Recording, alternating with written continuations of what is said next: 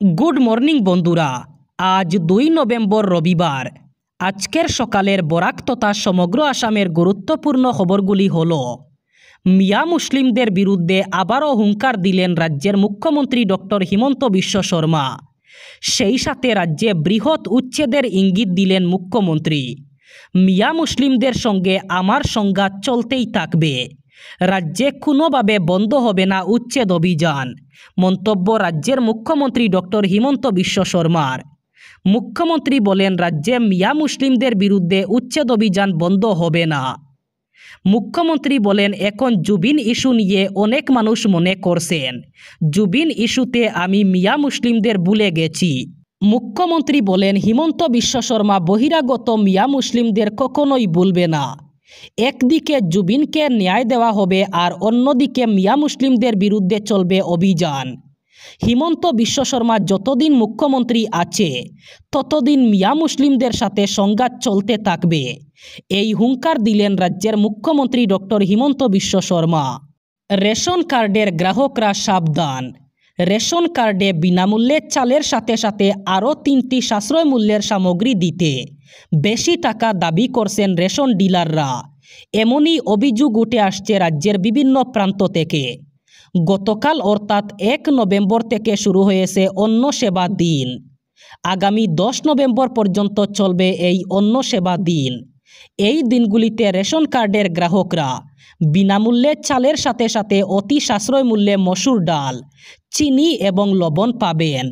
তবে ডাল, চিনি এবং লবণ দিতে সরকারের নির্ধারিত মূল্যের থেকে বেশি টাকা নিচ্ছেন রেশন ডিলাররা।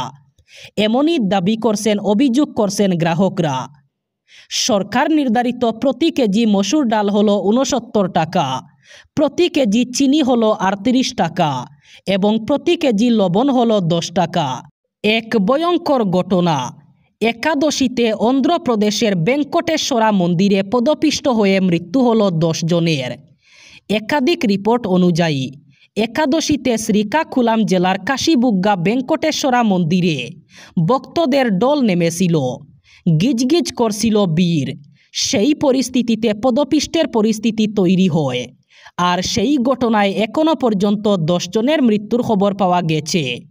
তবে সংবাদ সংস্থা পিটিআইয়ের প্রতিবেদন অনুযায়ী কাশীবুগ্গা সাব ডিভিশনের দায়িত্বপ্রাপ্ত ডিএসপি লক্ষণ রাও বলেছেন, মৃত্যু হয়েছে 7 জনের, আহত হয়েছেন 3 জন। তারই মধ্যে সেই ঘটনায় শোক প্রকাশ করেছেন প্রধানমন্ত্রী নরেন্দ্র মোদী এবং অন্ধ্রপ্রদেশের মুখ্যমন্ত্রী এন চন্দ্রবাবু নাইডু। স্থানীয় সূত্রে খবর, গতকাল সকাল 11:30 নাগাদ পদপিষ্টের ঘটনাটি ঘটে। সোশ্যাল মিডিয়ায় ভাইরাল ভিডিওয় দেখা গেছে একটি উঁচু জায়গায় সিঁড়ির মতো ছিল, সেখানে প্রচুর মানুষ দাঁড়িয়েছিলেন। আচমকা সেখানে হুড়োহুড়ি পড়ে যায়, আতঙ্কিত হয়ে পড়েন ভক্তরা, আর সেই পরিস্থিতিতে ঘটে পদপিষ্টের ঘটনা। শ্রীভূমিতে কংগ্রেসের সভায় বাংলাদেশের জাতীয় সঙ্গীত পরিবেশন নিয়ে আবার তুপ দাগলেন মুখ্যমন্ত্রী হিমন্ত বিশ্ব শর্মা। গৌহাটিতে দাঁড়িয়ে সাংবাদিকদের মুখ্যমন্ত্রী বলেন, কংগ্রেস এবং মিয়া পার্টি অসমকে বাংলাদেশের সঙ্গে জুড়ে দেওয়ার চেষ্টা করছে, তাই কংগ্রেসের সভায় বাংলাদেশের জাতীয় সঙ্গীত পরিবেশন করা হয়। কিন্তু এরপরও পুরো বিষয়টি নিয়ে যৌক্তিকতা দেখানোর চেষ্টা করছেন কংগ্রেসের একাংশ নেতা। মুখ্যমন্ত্রী বলেন, অসমের ভবিষ্যৎ মোটেও ভালো নয়। মিয়াদের আগ্রাসন বৃদ্ধি পেয়েই চলেছে, ধ্বংস করে ফেলবে মিয়ারা অসমকে।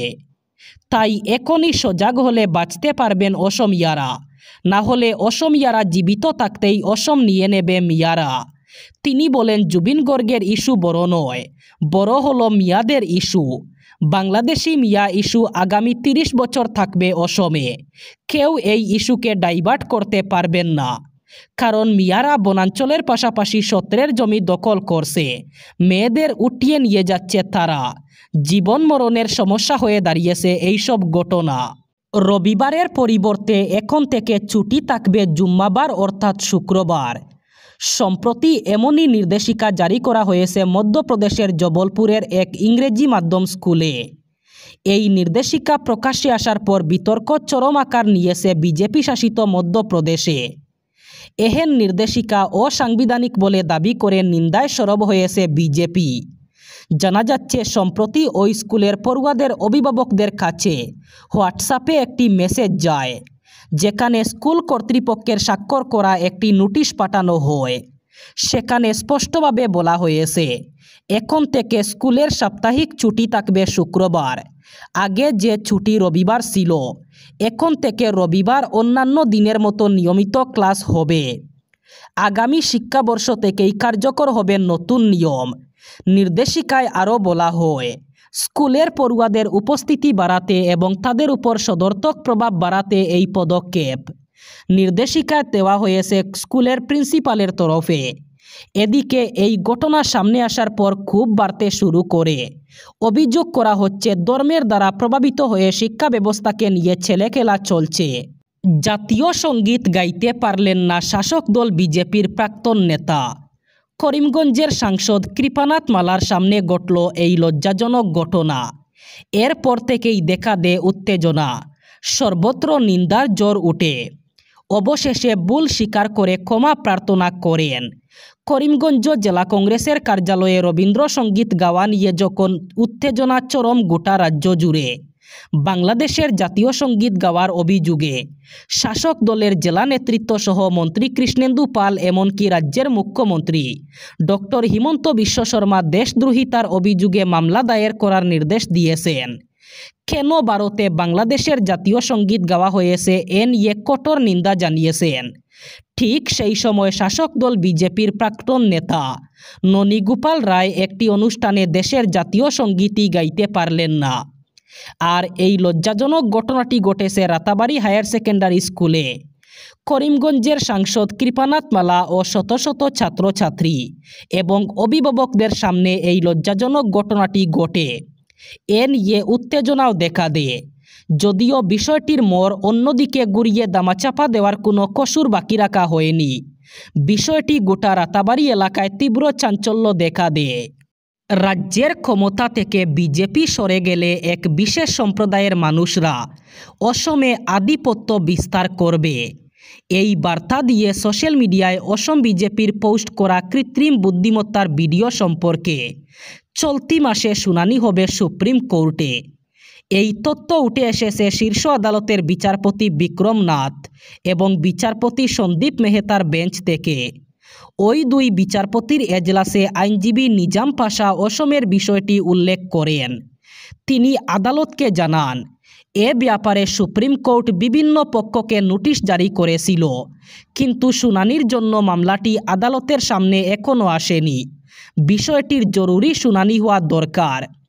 এই প্রেক্ষিতে আদালত জানিয়েছে, আর্টিফিশিয়াল ইন্টেলিজেন্স অথবা কৃত্রিম বুদ্ধিমত্তায় নির্মাণ করা ওই ভিডিওটি ডিলিট করার বিষয়ে যে আবেদন করা হয়েছিল, সেই বিষয়ে নভেম্বর মাসের 25 তারিখে আবার শুনানি শুনবে সুপ্রিম কোর্ট। এবার বরাক উপত্যকার 3 জেলার আজকের আবহাওয়ার খবর। আজ 2 নভেম্বর রবিবার বরাক উপত্যকার 3 জেলায় বৃষ্টিপাতের সম্ভাবনা। আজ শিলচর কাছাড়ে সর্বোচ্চ তাপমাত্রা থাকবে 29 ডিগ্রি সেলসিয়াস এবং সর্বনিম্ন তাপমাত্রা থাকবে 24 ডিগ্রি সেলসিয়াস। শ্রীভূমি করিমগঞ্জে আজ সর্বোচ্চ তাপমাত্রা থাকবে 29 ডিগ্রি সেলসিয়াস এবং সর্বনিম্ন তাপমাত্রা থাকবে 24 ডিগ্রি সেলসিয়াস। একইভাবে হাইলাকান্দি জেলায়ও আজ সর্বোচ্চ তাপমাত্রা থাকবে 29 ডিগ্রি সেলসিয়াস এবং সর্বনিম্ন তাপমাত্রা থাকবে 24 ডিগ্রি সেলসিয়াস। আজ বরাক উপত্যকার 3 জেলায় বৃষ্টিপাতের সম্ভাবনা। এই ছিল আজকের সকালের গুরুত্বপূর্ণ খবরগুলি। ভিডিওটি অবশ্যই লাইক করবেন এবং চ্যানেলটি সাবস্ক্রাইব করবেন।